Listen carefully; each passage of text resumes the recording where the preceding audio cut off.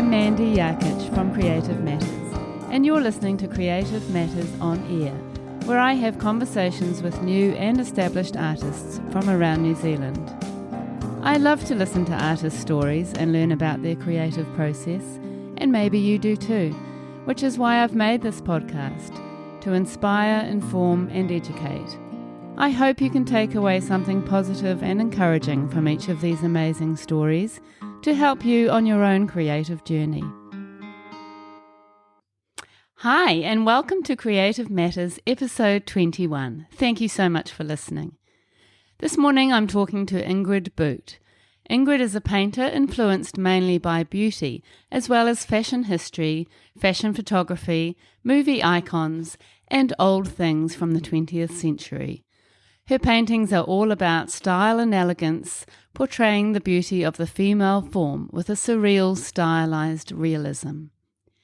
Ingrid lives in Orewa, north of Auckland, and emigrated to New Zealand from the UK in 2000. Over the years, Ingrid has explored other themes and subject areas that might seem unexpected, ranging from classic cars to abstract works. They all share the same characteristic precision and attention to detail. Each work is the product of many stages of research, drawing, composition, creation, and refinement.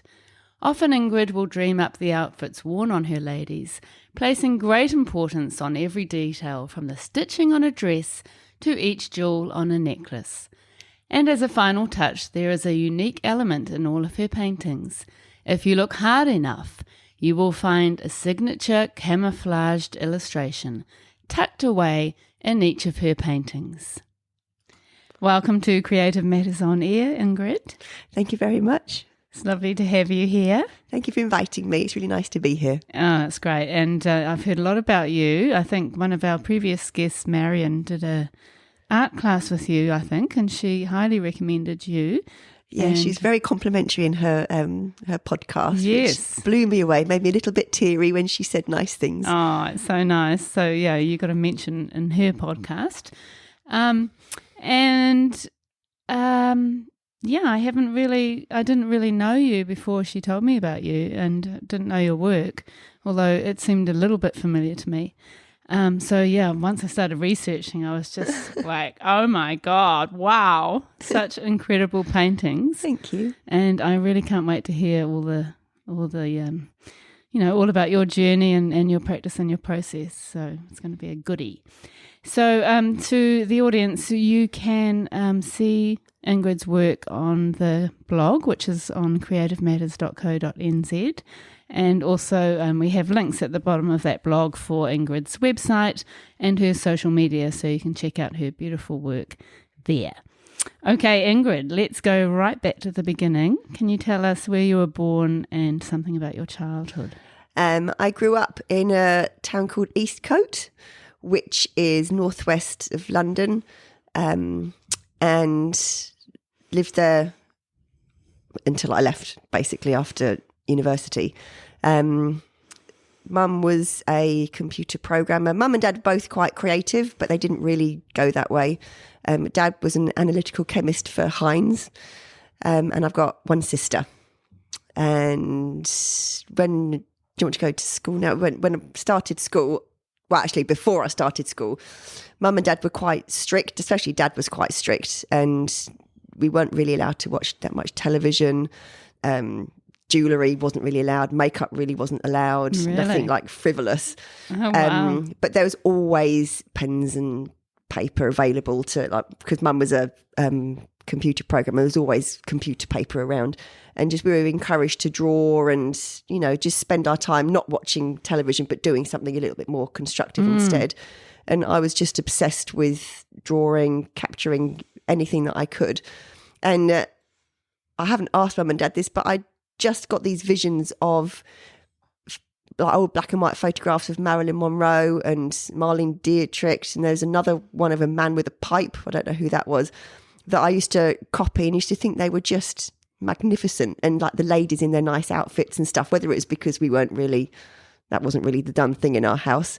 But I just loved to capture that and try and draw that That's interesting. All the way back from, when you were 5. Yeah, never landscapes, never animals, always ladies. That's incredible. Yeah. And do you think that your parents had that kind of thing on the walls, or was there there wasn't a poster or something that was inspiring? Absolutely you? not. Mum and Dad they're very humble. They're very lovely. They're very humble. They're not flashy.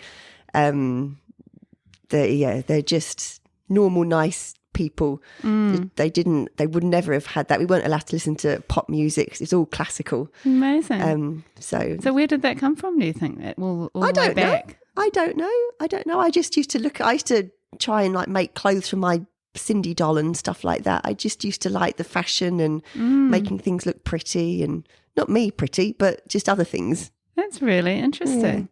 Yeah. It's just sort of in your DNA by the sounds of it. I think it must be, yeah. Yeah. I think Dad would rather it if it was landscapes were in my DNA. Yeah. But not. Oh, that's so funny. And did you enjoy, getting dressed up yourself? Did you sort of translate that interest for fashion to your own life? No, I loved fashion design when I was a bit older, when I was at school and stuff, but never for me, just to see. I just like what it looks like. Yeah. Wow, fascinating. So going through school, you just kept drawing all the way through, did you? I just loved art, absolutely loved art. I loved my teacher. So back in England, we did GCSEs, which is like NCEA 1. Yeah. And then after that, you do A levels, and then you specialise. So I specialised in art, textiles, and economics. That economics because I thought you had to do a brainy subject, and I hated it. But art and textiles was my absolute passion. I just loved doing art. And so you were actually doing sort of work with fabric as well as as painting. Made my own ball gown for the sixth form ball. Oh, and that makes sense, doesn't it, with your interest in fashion? Yeah. Yeah. You can just create what you want. Yeah. Wow. And so after high school, you obviously, had a big focus for art then. Where did you take your art after that? So me and my sister were quite lucky because Mum and Dad just encouraged us to do what made us happy. But when we were growing up, our family was you do one sport, you play a musical instrument, and you go to university. So it wasn't a forced thing. It was just that was life. But you do what you love. So I was always encouraged to do art, and there was nothing else I was ever going to be. I was only ever going to be a mum and an artist. That was my thing in life. But when you've done your A levels, in England, you didn't go straight to university. You had to do an art foundation. I don't know whether it's the same here. So you do a 1-year art foundation. When they sort of basically they teach you to forget what you've learned in school, and you do a whole range of different things. Yeah, we do that here. And so that when you go to university, you come from a broader base rather than a very narrow base, and it was lovely. It was really, really good experience. What a treat. Yeah, and then from that I went to De Montfort University to do a graphic design degree. And in the first year, you did audiovisual, graphic design or illustration, and then you specialised. And that's when I specialised in illustration. Oh, interesting. And did you feel like that was the way you were always going to go? You were going to end up with an illustration focus, or did you have an open mind at that point? I suppose it could have been fine art, but I really liked that I did illustration. I think you've got, rather than just doing a pure fine arts degree, by doing what I did, if there was something else that you might have found you were better at, then you could go that way. But it's sort of honed in, like the whole point of the 3-year course was for you to hone in where your journey was, basically, and your style, and to capture your style. When I went for the interview, I went with another boy. Oh, that's my dog. I'm just going to let her in, and then I'll be back with you. Okay, the dog is in place. Carry on, Ingrid. So when I went for the interview at De Montfort, I went with another bloke from my art foundation course, and his portfolio was just stunning. It was like he could have sold his work and gone out to work right then and there. It was perfect. There was me with my scruffy sketchbook bits all over the place, really scruffy, nothing really made sense, and it was just all over the place. And I was thinking, I'm never going to get in here, and my work's just too scruffy, it's not finished. And then I found out that he didn't actually get a place in it because he'd already found his way. Ah, Whereas really? they looked at mine, they said, "You've got so many ideas. We need to have you." Like you because they probably could mould me. Well, not mould me, but Or I steer could you find in my the own right way direction. because I had like all these ideas and everything. Wow, So that's interesting. that was isn't it? yeah. And was that guy anyone famous now? Did he end up? I don't think so. No, I don't know what he's doing now. But his work was just stunning. Amazing. I wonder if he did end up, developing I don't know. it. I don't think many people do continue with their art though, sadly, because it's quite hard to make a living out of it. That's a shame, isn't it? Yeah. Yeah. So how did you find university? Absolutely loved it. Really? I don't really recall too much of the first year when we had to do the graphic design and the audio visual, but it's just the illustration was just lovely. We'd do life drawing once a week. I loved life drawing. And then we had briefs. It wasn't just drawing. It was like thinking about stuff and designing posters. If you had a brief, you'd have to design a book cover. All these different things. But the one thing that I remember was a thing called reportage.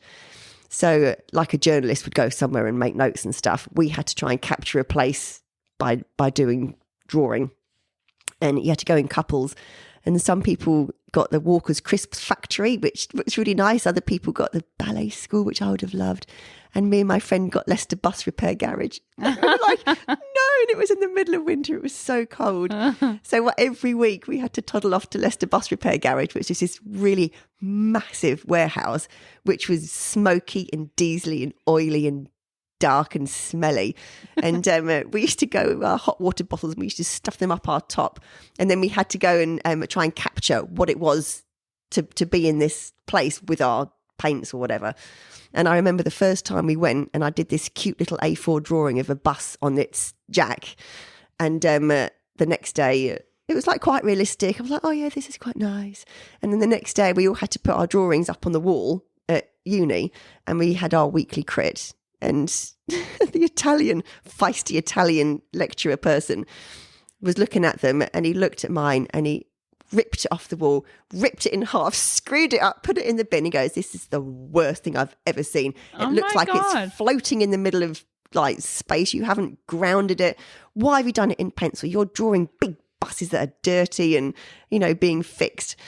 And I was so upset. The drawing probably wasn't brilliant, but I was just upset that he embarrassed me. And I was so angry. So the next week I went with a massive tub of black paint and a big paintbrush, A2 bit of paper. And I just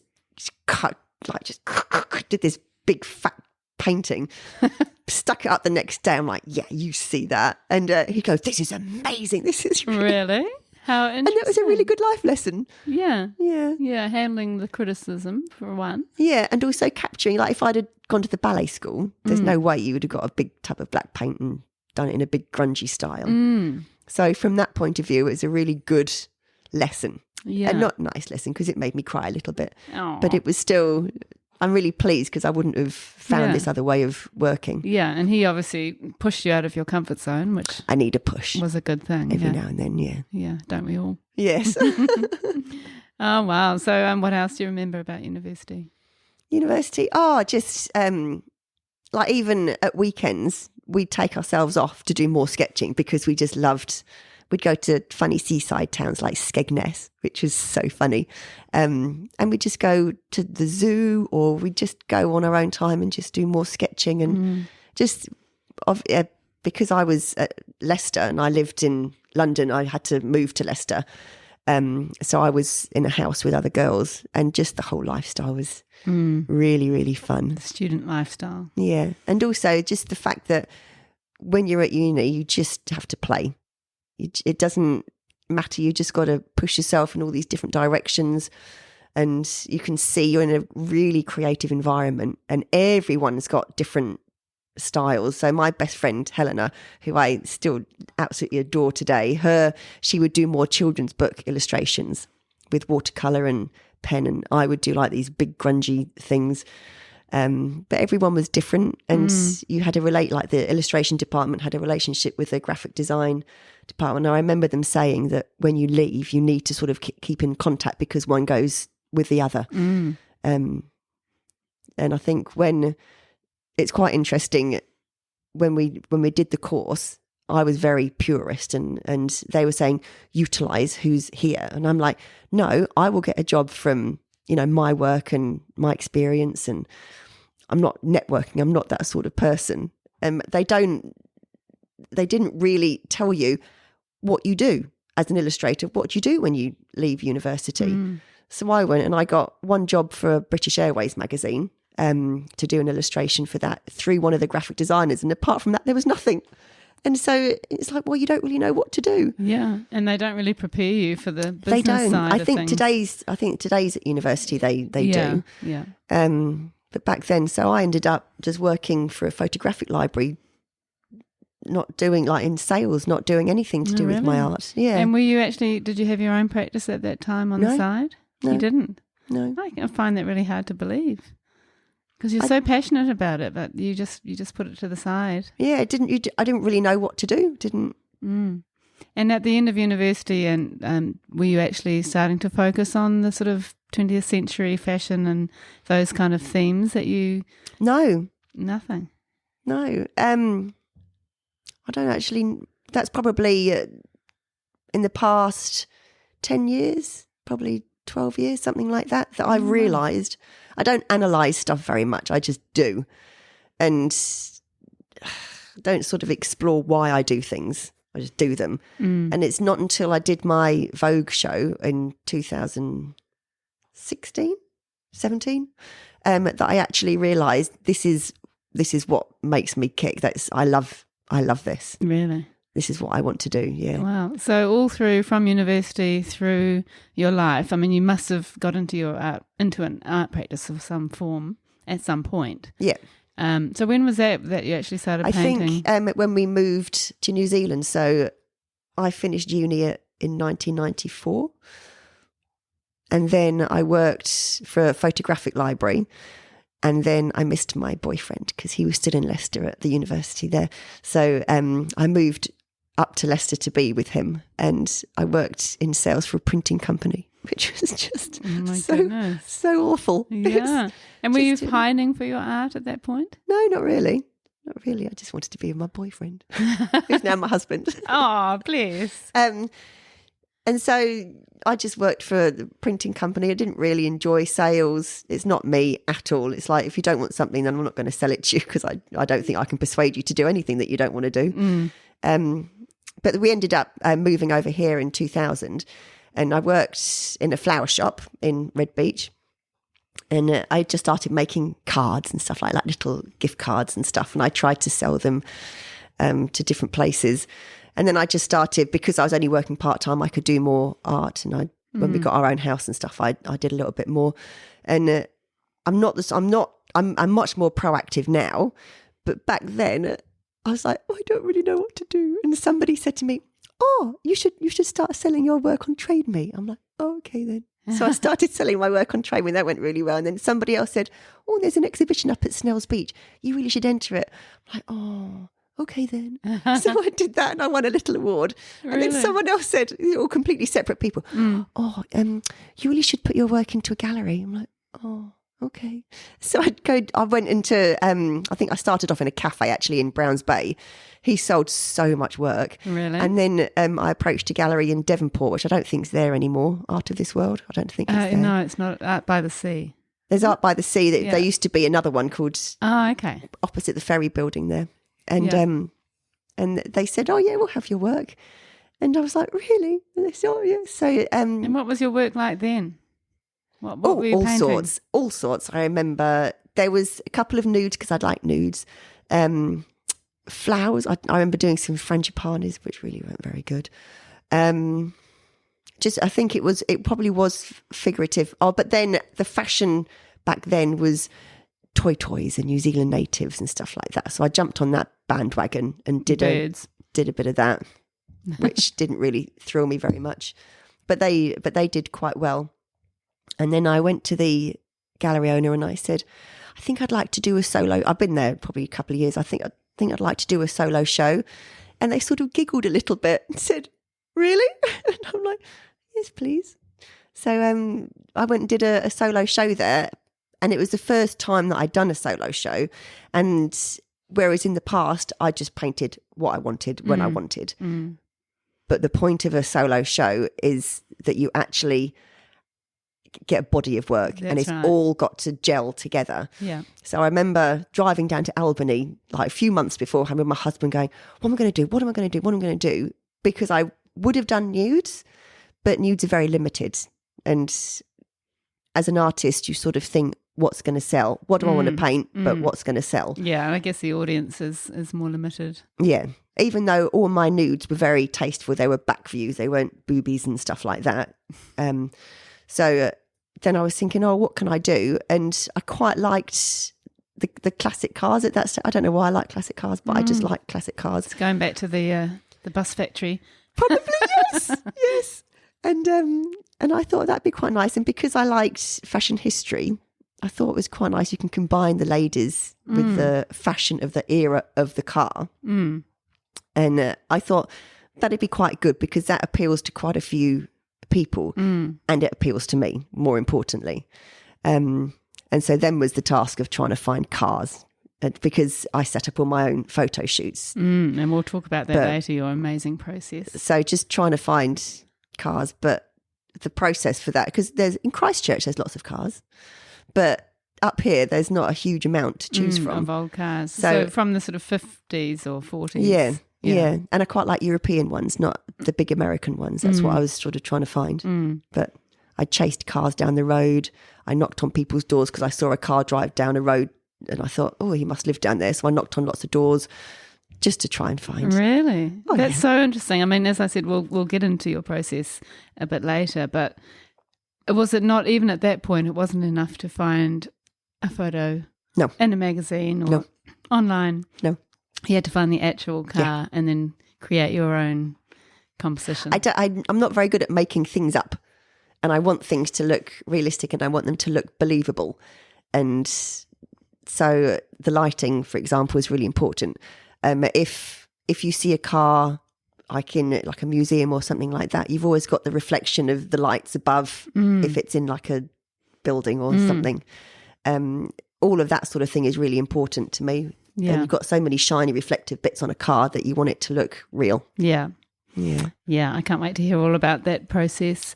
And so just going back to that exhibition, how did that go? Did you end up actually having all cars and women? All of the paintings were cars and women? Well, no, because there was one with a sofa. I think you've got it on one of the paintings that you've got on your blog is the lady with the sofa. There used to be an Anna Stretton shop in Orewa. Yeah. And my sister said, oh my goodness, there's the most beautiful sofa in there. You need to see it.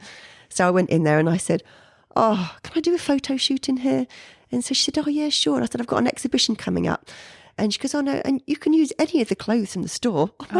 Which would be great. I think it's beautiful clothing. So me and because I used to use my sister as a model, or me as a model. So we went and just had a big fat photo shoot. And this was alongside doing the cars and everything else. This was all part of the theme. And so I said to the lady, do you think we could borrow your sofa for the window display for the preview night? She goes, yeah, sure. Awesome. So we had that. And then all the car owners, I said, oh, do you think we could line your cars up outside the gallery for the opening night? And they said, oh, we're going to have to get them fixed, get them waffed, get them whatever. But they all loved it. They all said, oh, definitely. Oh, yeah. So there was about 5 of these old, beautiful cars lined up outside. Oh, wow. The sofa in the window. And then she let me and my sister wear, the Anna Rest lady let us wear outfits from her store, and it all sort of like just tied in together. Yeah, how beautiful. So that sounds so fun. All the women were inside, all the men were outside with the bonnets open. That's so great. And that really kind of encompasses your whole approach now, doesn't it? Absolutely. I'm much more extreme now, though. Yeah. Oh, I can't wait to hear about it. So, and that was obviously successful, that exhibition? I think I sold 5 paintings. I didn't know that was successful or not, but they said that was very successful. So, yeah, I was very pleased with that. Yeah, that's brilliant. And it's very brave of you to just, go out there and do a solo show. I suppose it was. My husband's really supportive, and he would have been kicking me along the way. Come on, Ingrid. Come on.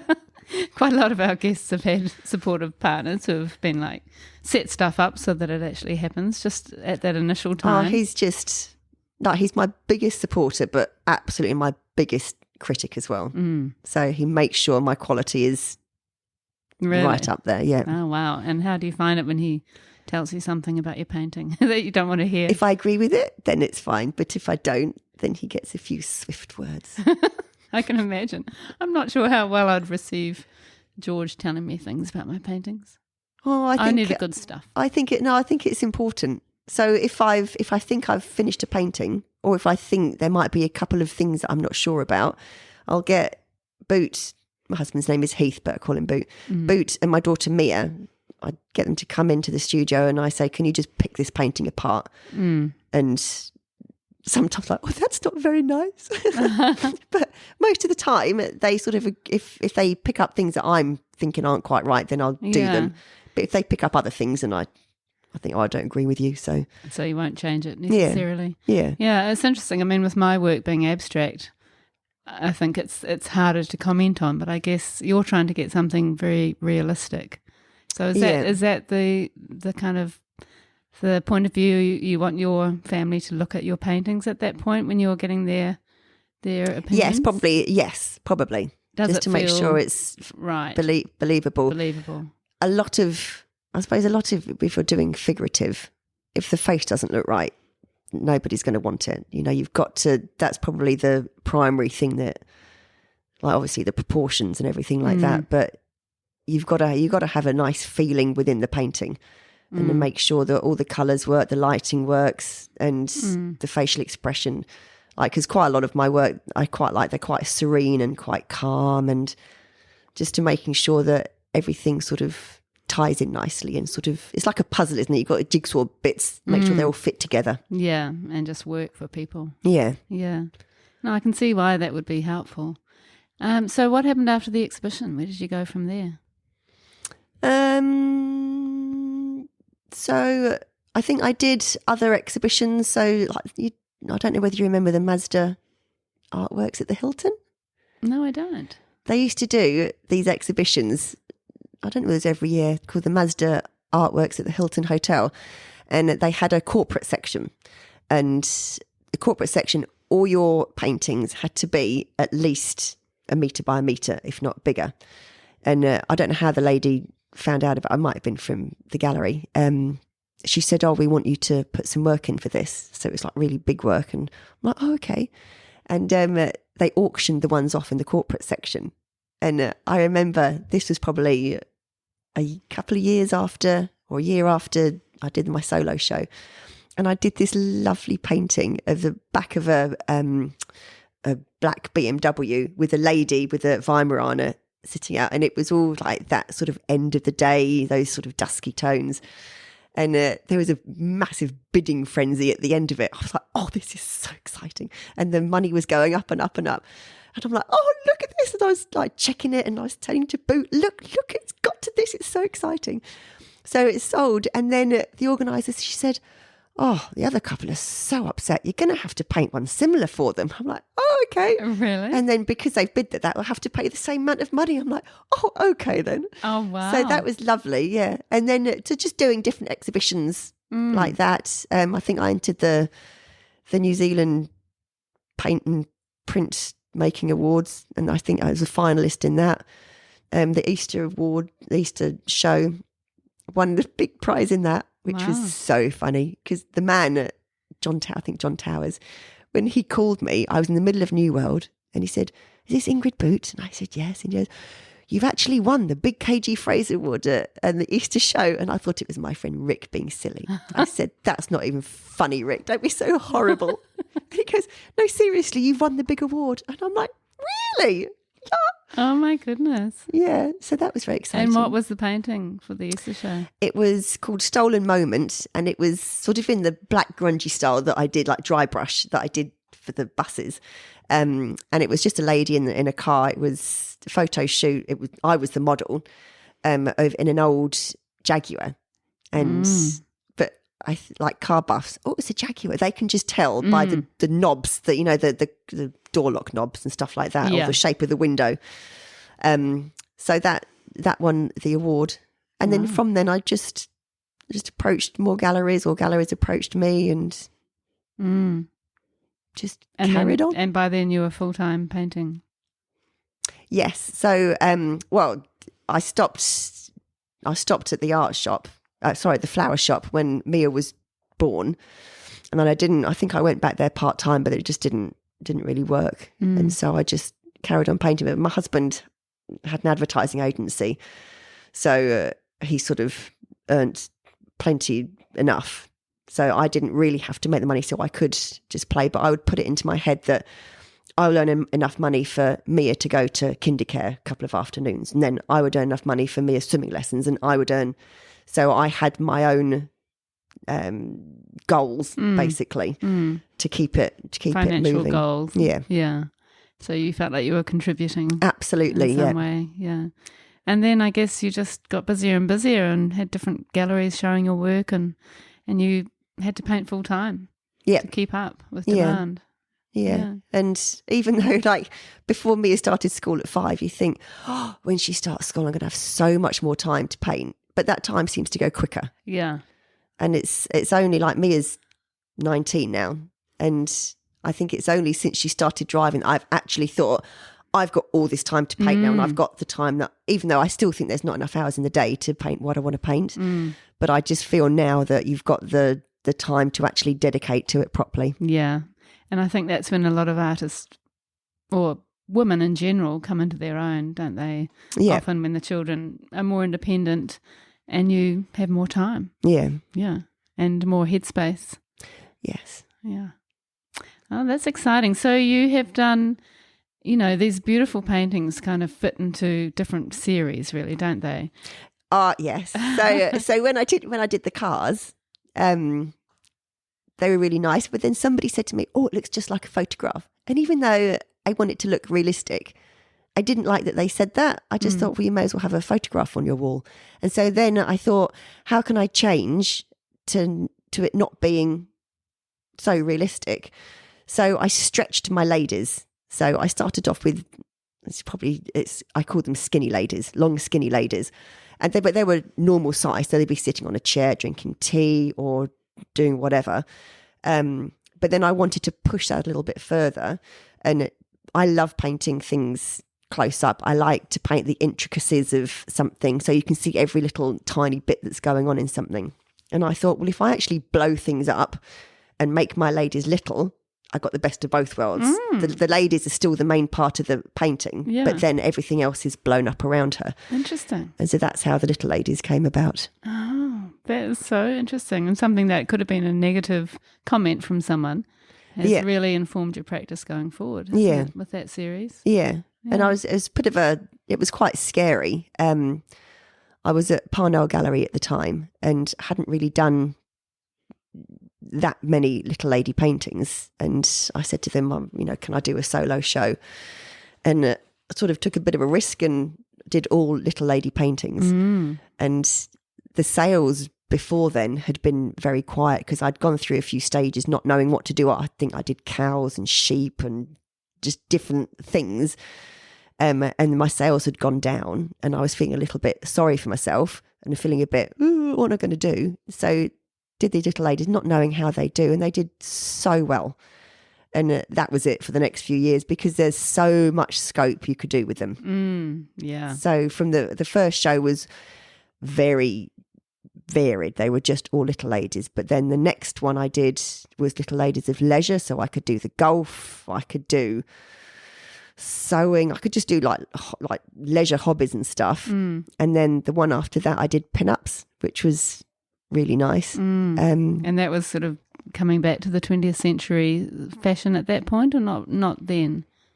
A little bit. It was all like, oops, I just showed my knickers. There's these things like that. They're a little bit cheeky. Yeah. But they all had lovely outfits. And then like the one after that was perfumes.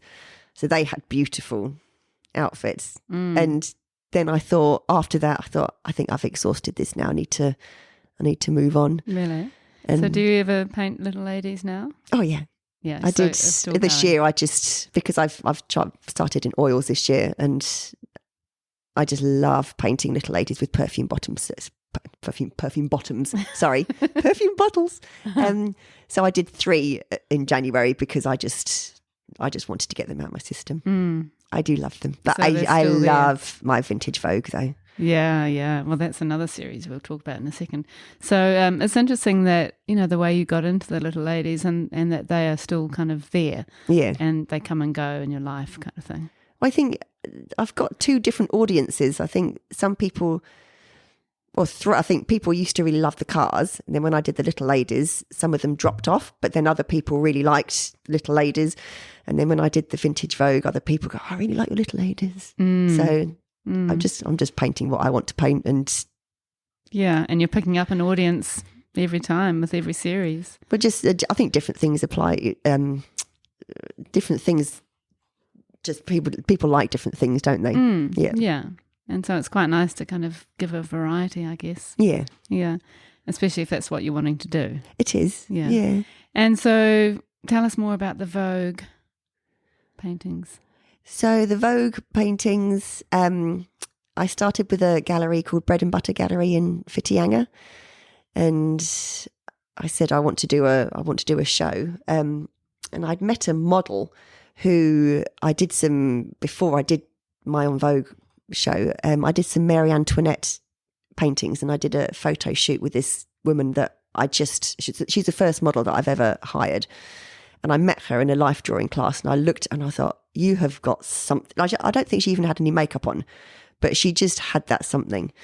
And I asked her if she would model for me, which she did for the Marie Antoinette paintings. But she had this classic look, and I said to her, we need to do some vintage Vogue, like themed paintings. And so I came up with the idea of looking back at vintage Vogue covers, and just I didn't set up all of my paintings on, but a few of them just as a starting point.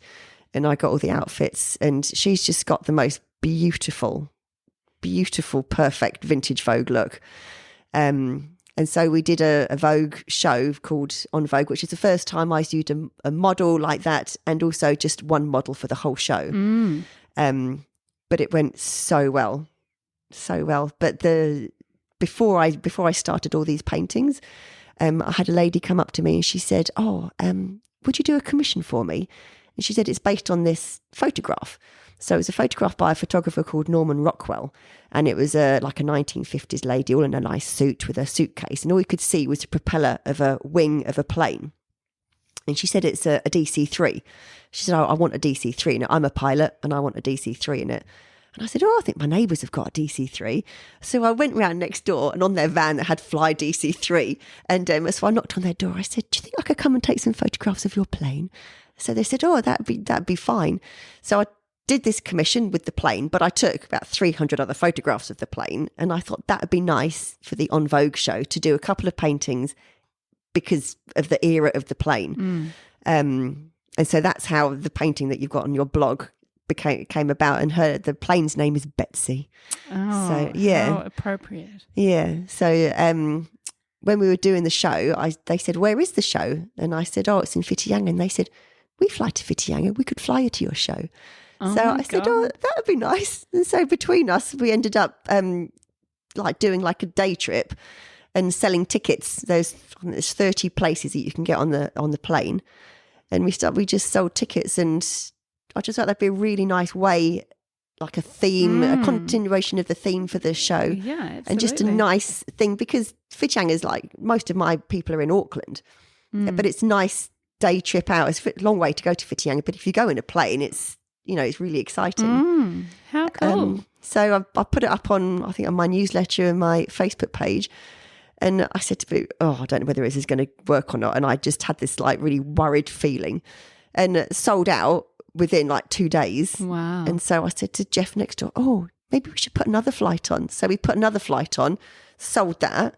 And then another lovely lady that I know, she said, can we do this for our Christmas party? And so she booked out another one for her Christmas party. Oh my God, that's incredible. Yeah, it was just very different. And that's so cool. I mean, you have such great ideas.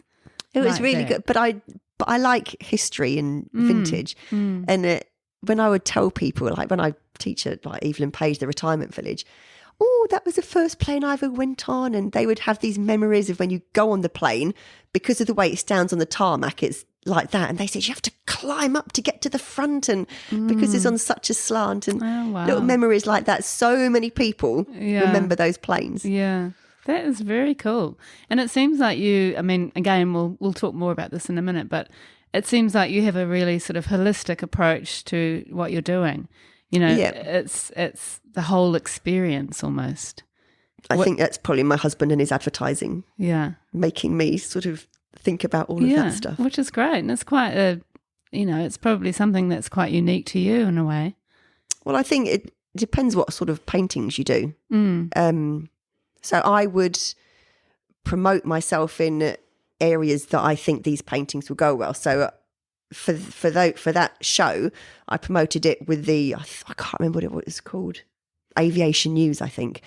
And I wrote an article because I remember my husband saying, journalists are really lazy. You have to just write it for them, and they're more likely to publish something if you've written it for them. So I wrote a big article, sent it into Aviation News, and they published it with a photograph. They said, this is really nice and different. It's not what we would normally have. It's obviously to do with planes, and you're doing your day trip to the, with the Fly DC-3. They said, oh, absolutely, we'll publish it. It's a good fit, isn't it? Yeah. It's something a bit different. And then somebody bought a painting from seeing it in there. Yeah, amazing. So good. And I can actually see the connection with your husband's background. He's probably has been a good influence. Absolutely. On that sort of big picture stuff. Oh, he's been so helpful. Really, really helpful. Yeah. That's very cool. So then there was the beauty series and more sort of ladies in cars and ladies in planes.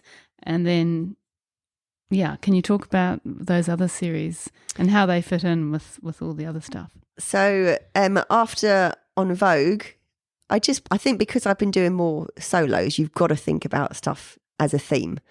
And now, rather than just doing bits and bobs, I do little bits and bobs sometimes, but I concentrate more on themes just so that I can do lots of research. And after On Vogue, I did a theme on film noir, which I absolutely loved. It was a massive learning curve for me, and it's the first time that I've done on location shoots. That was really good. And after that, I did beauty. So I just wanted to make it so beautiful that you just had to buy this painting. So what's beauty in your eyes? What's the beautiful it was painting? So this one I did down Orewa Beach, and it was just the flowing fabrics and serenity and peacefulness and just beautiful. And what sort of colour palettes? The main ones that I really liked were the lilacs, but it was really interesting because the model and I got down to the beach before it got light. So when the sun is coming up, there's quite a vast change in light quite quickly. And so my photographs changed, like the difference in colours in my photograph, and also depending on where I was compared to the sun. Like some of them were orange, some of them were blue, some of them were lilac. Just the colour palette was astounding. Beautiful. Yeah. And they're very soft. They have a real softness, don't they? Yeah. Which is, you kind of can't help but engage with. Yeah. Yeah, they're gorgeous. So so after that I did some more voguey stuff. But this year I've done some cocktail paintings for a group show at Black Door, which starts next Thursday, the 5th of August. Which I thought would be really cool to do. Cocktails themselves are quite fanciful, aren't they? And they've got all these funny names. Yeah. And I just thought the way that the names of the cocktails and the cocktails themselves, I can envisage a certain person drinking that cocktail, looking a certain way. So I've done like a Pink Lady, La Vie en Rouge, a White Russian, all these different cocktails. And then got the outfits and everything to match the different cocktails, which I've had a lot of fun researching and doing it. Do you make the cocktails and drink them afterwards? Well, no, most of them I did them out of food colouring. But then on the day it was about 10 o'clock in the morning, and I said to Boot, I can't make this white Russian. I said, you're going to have to go and make one. So he went off into the kitchen, came back with this white Russian. We had a little sip at 10 o'clock in the morning. Yeah. Do you drink the cocktails before the painting or after? I know, yeah. Might improve the painting. Yeah, love it. Oh, that sounds so cool. And you've just had such an incredible journey. I mean, you're just on fire. I actually can't imagine when or how you fit in all these paintings into your life. I mean, you seem prolific. I'm just obsessed. I just could do, if I had more time, I would do more. Really? I really would. Last year, I was started with a gallery called the New Zealand Art Lounge in Tauranga. And she goes, I want you to do an exhibition before Christmas. And this was September. And I'm like, okay then. Really? So I think, she said, we'll start in November. I'm like, okay then. Wow. So I had, 11 weeks. She said, I don't really care if they're new work. We just want to introduce you as, our new artist. And it doesn't really matter, if they're old paintings or not, it could be a mixture. So I mock everything up on Photoshop so I can see what what the paintings look like next to each other. And they look like a big jumble of nothingness. So just nothing matched, nothing. So I said, I'm just going to have to paint you. So I had to set up a very speedy photo shoot, work out sort of what I was going to do, and then paint. I think I did 9 paintings. Wow. In about 11 weeks. It's like, that's incredible. And they're big. They're all big, aren't they? They were quite big. But do you know what? That was the bestest thing. I really, really enjoyed it because you haven't got time to procrastinate and think, I don't know, whether I should do this painting or this painting. You've just got to plan these 9 paintings. This is what I'm doing. Buy 9 canvases. Do it. Yeah, I can see that. And I worked really, really well. And did you think of a theme again for that exhibition? Well, over the years when I've done research, I know what I do and I don't like. So I sort of looked at different poses and different outfits, and it was still like vintage Vogue. So it was just what I could get at the time. So I had another model, Emma, who is just beautiful. I've worked with her a few times, so she sort of gets what I need, and we have lots of fun. And she just came over and we just got it done. But I had quite a few outfits that I've already got, but then I could source other outfits. And don't forget there was COVID and everything going on last year, so there wasn't a huge amount, so I sort of like made do with what I had. Wow. And so I'm dying to hear about your process. I mean, it's quite interesting, I think, the process for one painting, but also the process for setting up for a whole exhibition like that one. Yeah. So it would be interesting probably to talk about both. But can you just tell us, I know that you are really interested in the research and getting all the details right, and that you set up a photo shoot and you have actual outfits and actual models, and which is amazing. So can you tell us from beginning to end how that looks? Well, I'll probably do... My first proper one was probably the On Vogue one with the vintage Vogue covers. And so I turn up, I have to, in the past, I would go to First Scene Fancy Dress and I'd go and get a whole load of outfits for that, which I still do, but now I found Save Mart in Northcote. Oh, really? Just amazing. Like the outfits are like $7 and they've got really odd things. It's just perfect. Great. So I would put them all on my daughter. She would do stupid poses and silly faces and we'd just laugh and laugh and laugh. But I'd just get the look that I want. And then I would probably have about 8 different outfits, bag them all up, take them to my shoot. And then I'd have photographs over for the vintage Vogue. I'd get ones that I am quite intrigued by the lighting. And over the years, I've sort of bought more and more photographic equipment and lighting, and I like to try and work out how they've done that, how they've lit that, why is that the background lighter than that bit, and when you get the halo of around your hair and stuff like that, and your camera angle, everything that you think of. I've become more of probably a photographer than anything, but just the angle of where you're standing and the lighting and your camera settings, I just really, really enjoy that. And my first model, Rebecca Coleman Smith, perfect. She's so good. She's just got the look. She just holds, like her a burlesque dancer, and her stage name was Lida Petit. So she knows how to stand, she knows how to pose, she knows how to hold her hands and hold her head. She's just brilliant. So that was sort of how I did that. So you have the model and the clothing. Yeah. How do you set up the rest of the set? Whatever I can get. So I used to use my husband's downstairs garage car park at his work in Auckland because it was quite a big area. They did have softbox lighting, which I could use, and a backdrop. Otherwise, I do it at home, or I've just done one on Sunday at our local vintage store, the Guru Knows. Just different places. Amazing. And is every detail in that set that you photograph? No. So it's just the main details? So sometimes I can put a background in when I paint it.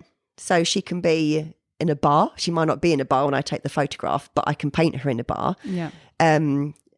Or I can just create something in the background, something like maybe a bit blurry to make it like more knocked back. And you're happy to create a background not from a photograph or not from a natural place? Sometimes. It depends.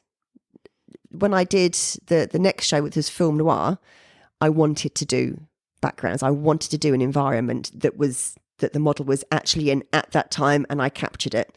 So I went on a little scout to see interesting buildings in Auckland, and I asked on Facebook, and so many people came up with these really good suggestions, like the old Auckland Railway, Hotel de Brett around there, because that's quite Art Deco. Yeah. And I remember a lady that I borrowed some shoes for a shoe painting, and she was at the old George Courts building on Mercury Lane. And I didn't know anything about it. I just remember the staircase was just stunning. So I said to her, "Oh, do you think I could get your key and just come and let myself in and I don't need your apartment, I just need the staircase." She said, "Oh, that's cool." So I had all these different locations lined up, but then I didn't have a model because Rebecca Coleman Smith had moved to Australia, and I was doing a art residence thing, and this lady came up to me. She said, "Oh, we've got some of your paintings that we bought from Parnell." And I said, "Oh, it's so nice to meet you." And her daughter was there looking absolutely beautiful. I'm like, "Oh, you're rather nice." And I was saying to them that my model had moved to Australia. And the next day got an email from the daughter going, "If you ever need a model." I'm like, "Oh, well, actually, I do." So, and you'd noticed her. Yes. Yeah. And she'd never, she was a ballet dancer, but you could tell because she was so elegant and beautiful. And I said, "Right, I want to do a location shoot. I've got 5 locations in Auckland, but you're going to have to get changed in the car." She said, "Oh, that's fine. I don't mind." So we had all the outfits in bags, in a suitcase in the boot, or my photographic equipment in a suitcase in the boot. And so every time we went somewhere, I could just take all my stuff in the suitcase and get it out when we were in there. And she turned up with her hair all in the 1940s and the makeup. And I had all these storylines for her. Like the film noir is basically like the detective films of the dark ones from the after the war. And I had like, you're a femme fatale. You've just shot your husband, or you've just been unfaithful to your husband. You've just stole someone's money. You're always drinking whiskey and you're always smoking. So we had all these little storylines. Yeah. She was brilliant. And she got into character. She was so good. And thankfully, because we're on location, there was no power. I have a little LED light, a handheld battery-driven one, so I could get some real dramatic lighting, some uplighting. So it just made it so it looked like it was nighttime. Even if it was daytime, it looked like it was the nighttime. And then in the Mercury Lane George Courts building, I could do it so that where you've got the slats of the staircase, you could do the light through there so you can see the shadows of the slats and beautiful. Just make it real. She had a little gun that I actually got from the $2 shop, a little plastic gun, but it looked like a proper gun. And it was lovely. How amazing. Yeah. Wow. And do you find that, when you've got that, when you've made that perfect set, do you find that incredibly motivating? You're just dying to go home and paint I can't wait to go home I can imagine. Look at them. Yeah, because it's such an incredible preparation. You just must get so excited. I think sometimes my models look at me as if I'm a little mad because I go a little bit squeaky, like, oh, this is so so exciting. I can imagine though. I feel that just listening to you talking about it makes me feel like that. I just love it. Yeah, the whole process is incredible. Yeah, my the most like the film noir one was really good for the lighting practice, because if you imagine an old detective's like room, you've got light shining in through blinds, you've got the stripes on the face, you've got a bit of misty lighting, low lighting. But you can only get that with a single light source. You can only get those shadows. With my like lots of LED bulbs that I've got, you can't get that. So it was a real big learning curve how I was going to do that. And I practiced and practiced and practiced. And in the end, I got myself a spotlight.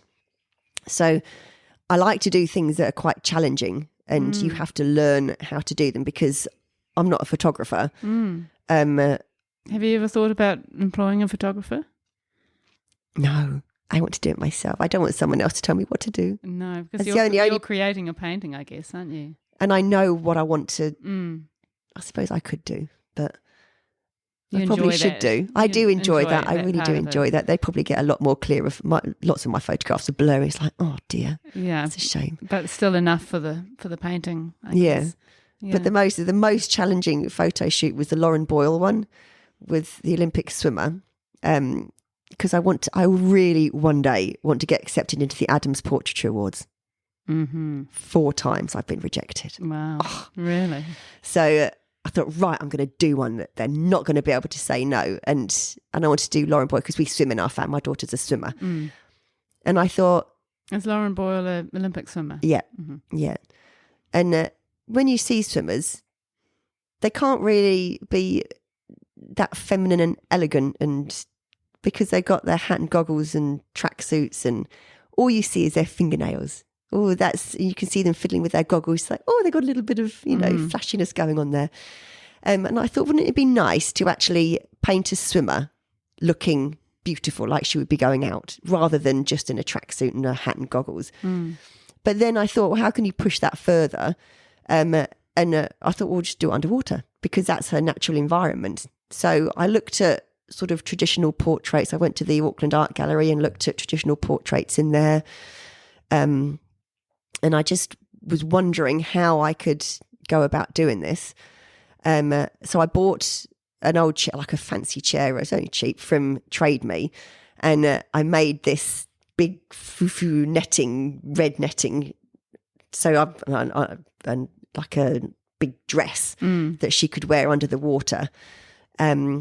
And bought these shoes. She's got big feet because she's a swimmer. They were size 11. So I bought her these shoes from Kmart, like really, really high ones. And she said, yeah, no, that's cool. I'm up for that. I'll do that. So I did a little practice. We go swimming as well, my husband and I. So we did a little practice, and I hired some dive torches that the divers use just for a bit of lighting, because I thought nothing like with a red dress, you're not going to see the redness unless you've got like a little bit of light on there. Yeah. And then, so we did a little bit of practice.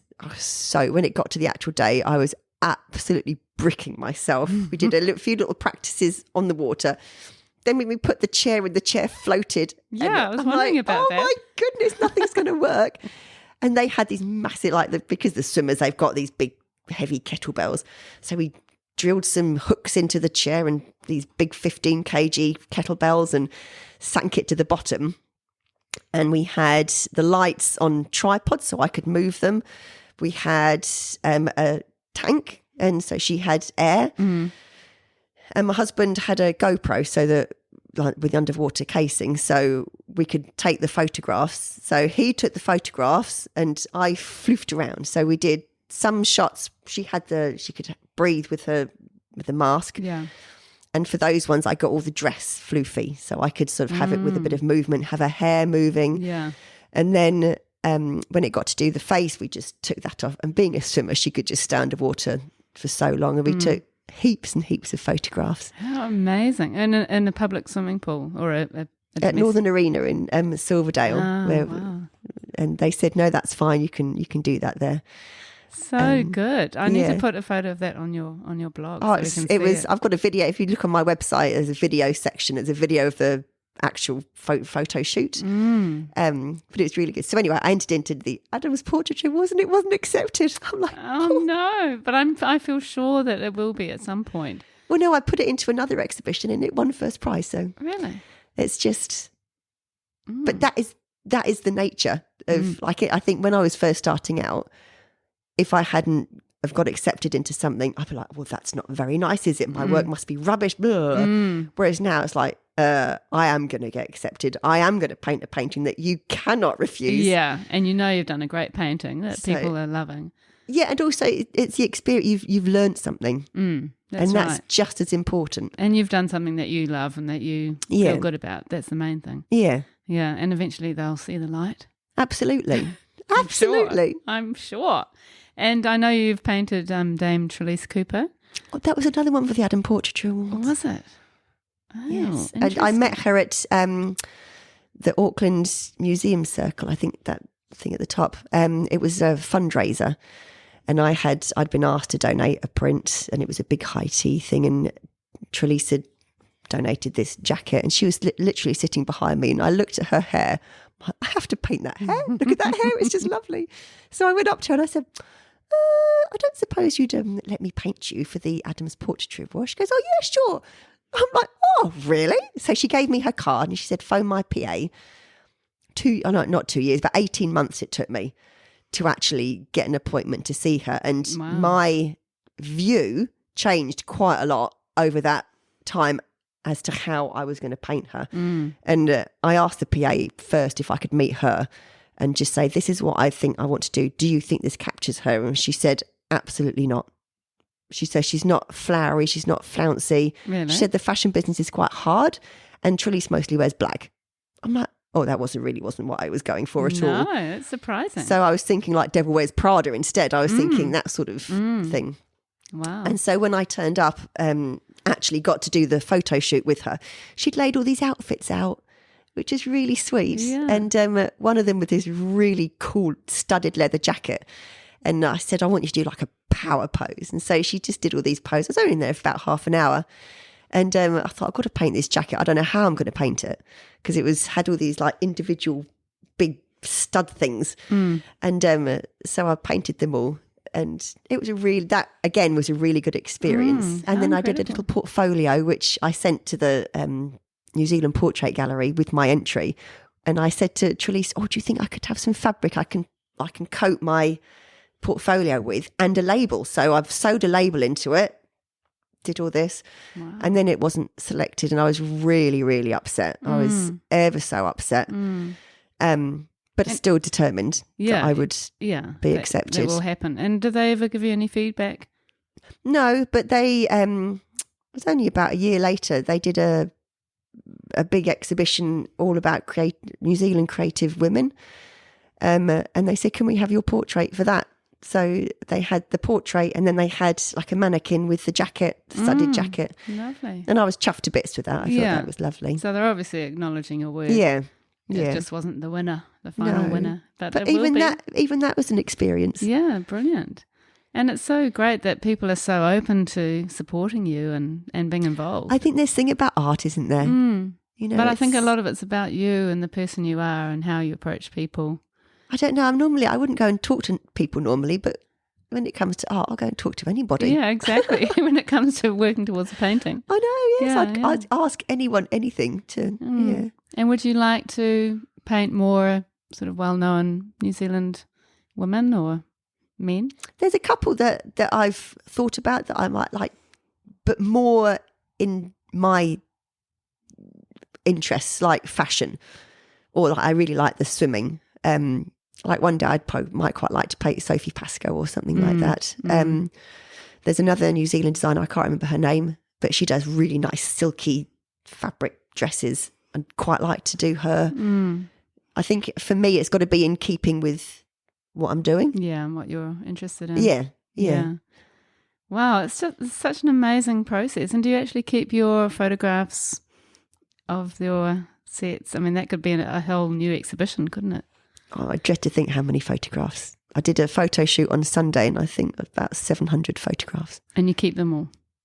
I don't throw anything away. I'm a hoarder. So good, though. I mean, I'm sure you'll come back to them and use them Yes. some stage or refer to them. There are lots of unpainted paintings because when you do like a theme for a solo show, you do those paintings and then you move on.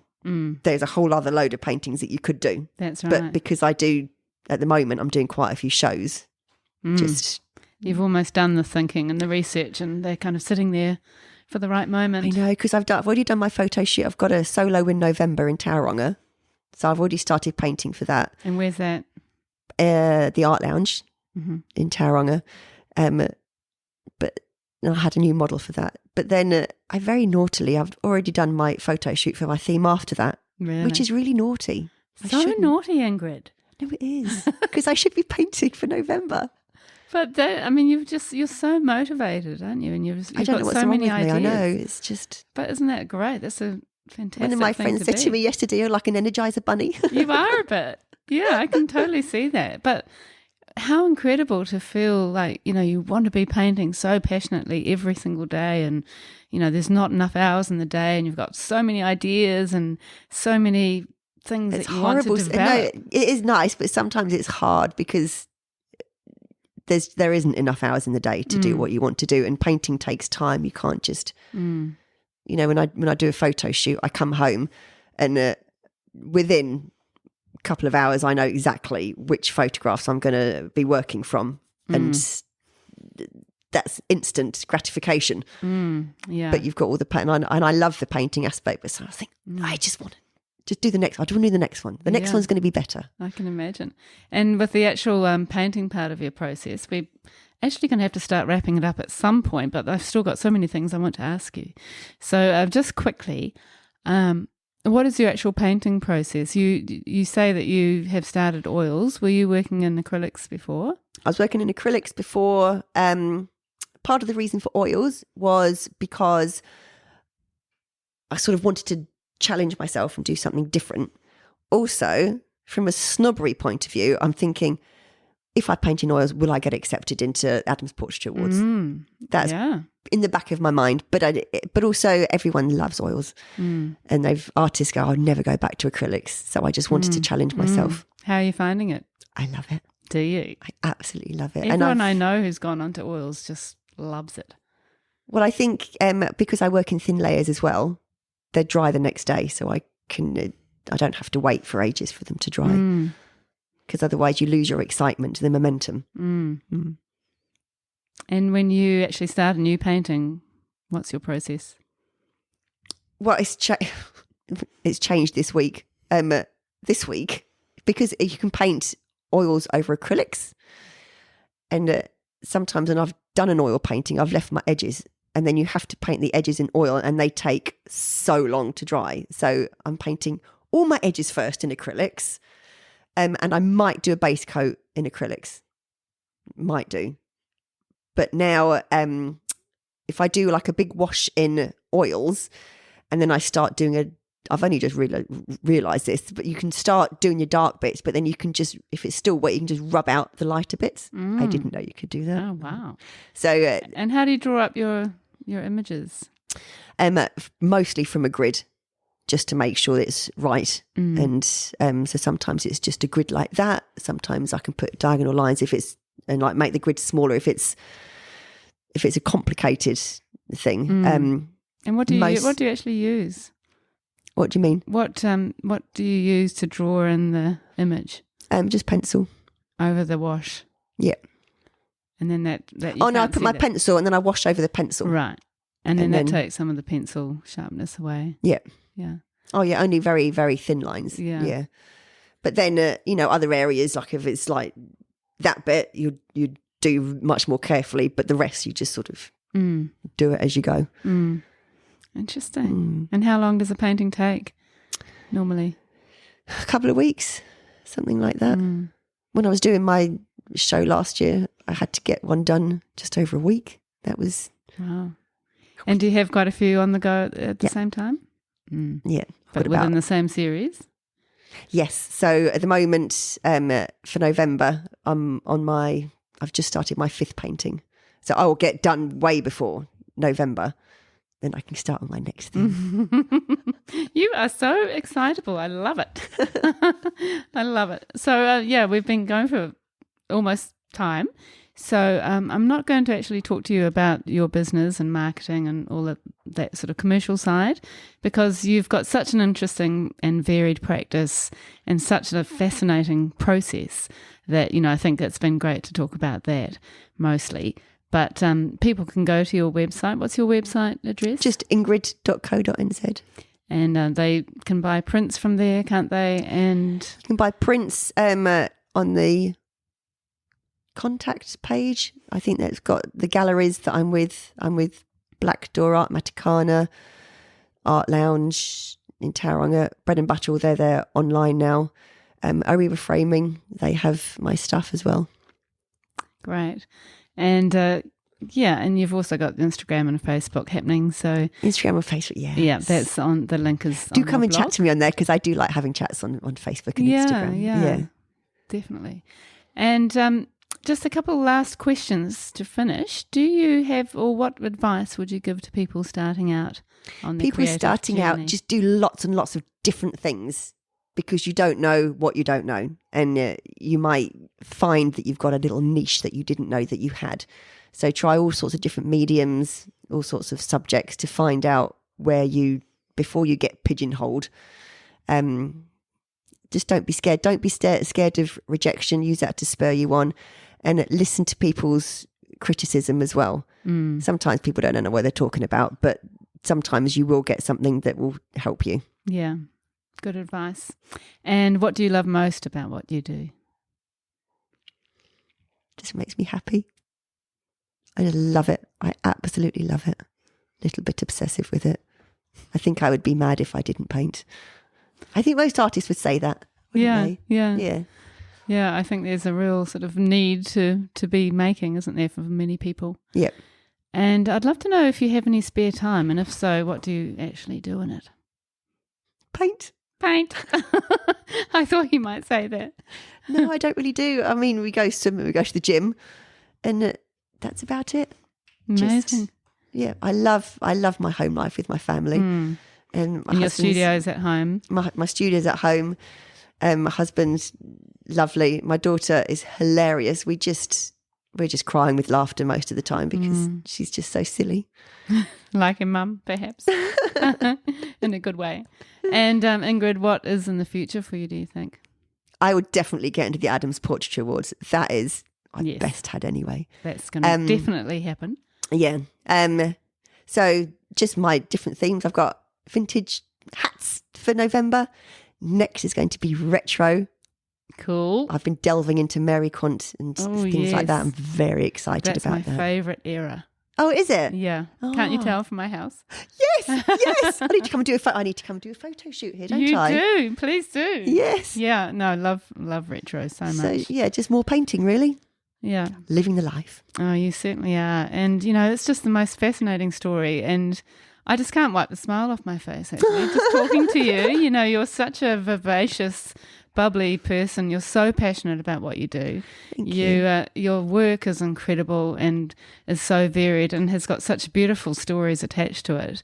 Each painting, I think everyone listening to this podcast will have a new appreciation for your work, because when you actually understand the stories that you create behind it, and the places that you go to, and the people you talk to, and all the research that you do, and the photography, and the setup, and the connections with the models, and that's just the beginning part of your process for making a new painting. And I just think it's completely fascinating.